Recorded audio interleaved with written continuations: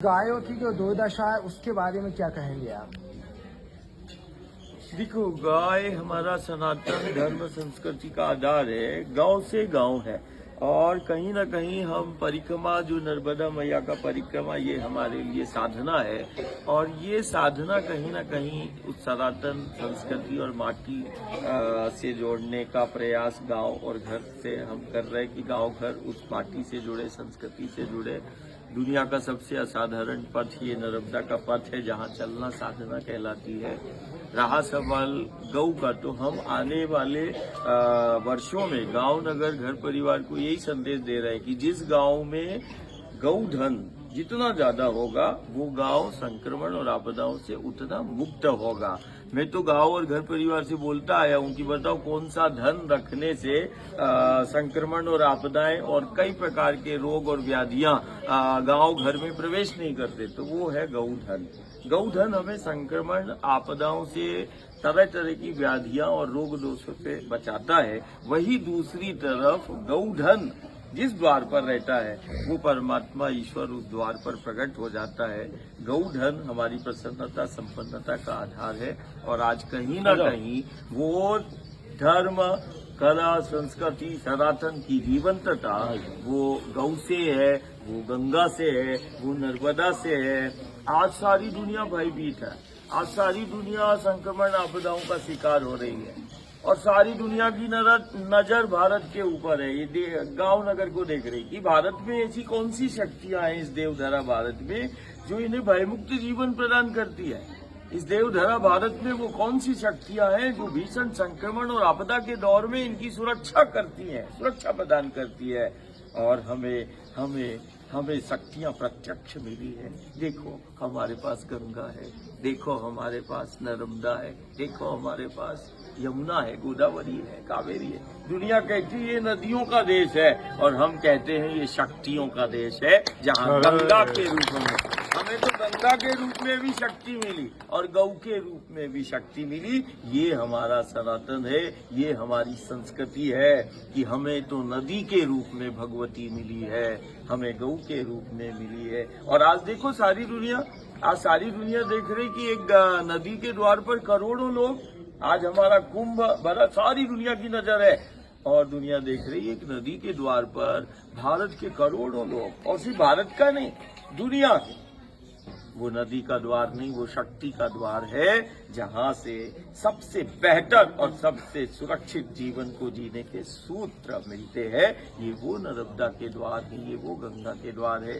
तो हमें तो शक्तियां मिली है, यही शक्तियां हैं जो हम नदी के रूप में देख रहे हैं, गौ के रूप में देख रहे हैं। ये संक्रमण, आपदाओं से मुक्त करती है, यही सुरक्षा प्रदान करती है। और यही वो शक्तियां है जो हमारे हाथों से सिर्फ घर का ही संचालन नहीं कराती, ये वो शक्तियां हैं जो समय आने पर हमारे हाथों से विश्व का संचालन करा देती है और हमें समूची दुनिया में विश्व वंदिनी बना देती है। ये वही शक्तियां हैं। बोले कौन सी? बोले गंगा, गौ, नर्मदा।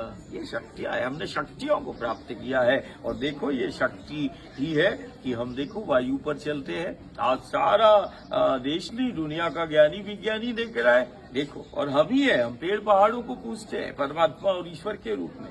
ये हमारा सनातन है। क्यों? कारण हमने परमात्मा ईश्वर उसको बोला जो प्राण शक्ति का संचार कर दे, वही तो परमात्मा है। जो जीवन शक्ति को धारण करने में जिसकी सामर्थ्य है, हमने उसको देवता के रूप में, परमात्मा ईश्वर के रूप में पूजा है।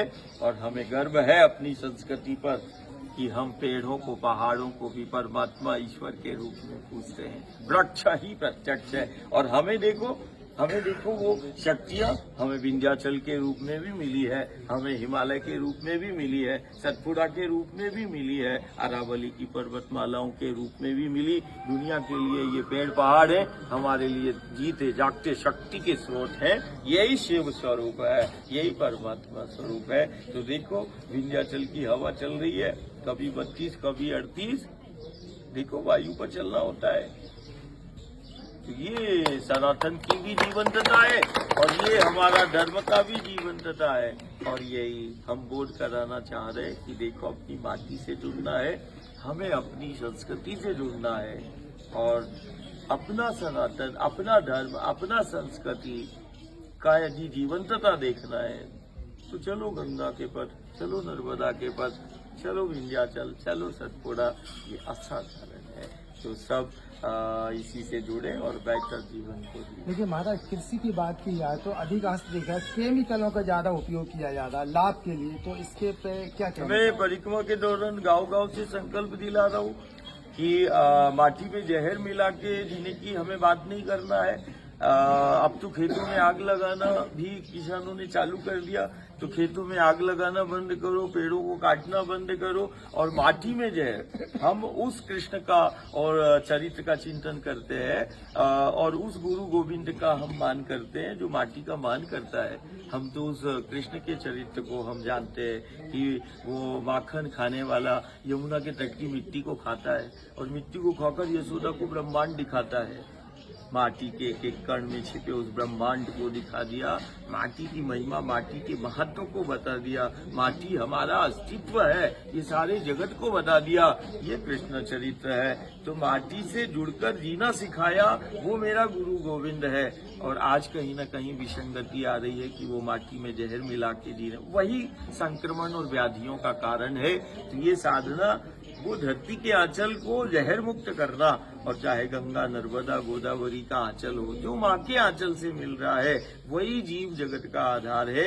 और माँ का आंचल जितना स्वच्छता और पवित्रता रहेगी उतना गांव और घर हमारा स्वस्थ और समृद्ध रहेगा।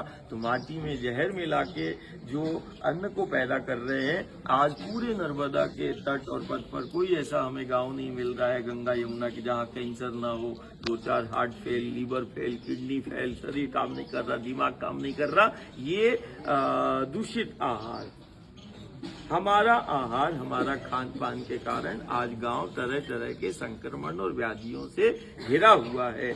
ये हमारा कहीं न कहीं जीवन शैली में विसंगति आई है और उसी विसंगतियों को दूर करने के लिए हम परिक्रमा कर रहे हैं। महाराज जी, नर्मदा जी की निरंतर परिक्रमा कर रहे हैं और नर्मदा जी में जो प्रदूषण हो रहा है उसके संबंध में अब ये मेरा जीवन है, मैं तो जीकर ही बता रहा हूँ कि नर्मदा नदी नहीं, नर्मदा हमारी शक्ति है और हम शक्ति पर जी रहे हैं। हम बोलकर नहीं, हम गांव नगर को समझा रहे हैं, हम तो जीकर समझा रहे हैं कि नर्मदा के जल की एक एक बूंद में समाई शक्ति है।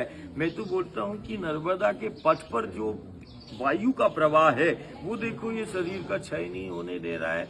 तो हम तो गांव को बोलकर नहीं, हम तो गांव गांव को, घर घर को हम जीकर बता रहे हैं कि जो भी हमें मिला है, चाहे नर्मदा का जल हो, दुनिया का असाधारण है, और चाहे नर्मदा का वो पथ है वो भी बहुत असाधारण है। और ये हमारी धरोहर नहीं, ये तो विश्व धरोहर है। नर्मदा का तट और पथ जो है, नर्मदा विश्व धरोहर है। नर्मदा कोई साधारण शक्ति नहीं। आने वाले समय में ये निश्चित रूप से हम वैश्विक स्तर पर इसके महत्व को स्थापित भी करेंगे और गांव नगर से जोड़ेंगे। नर्मदा मैया की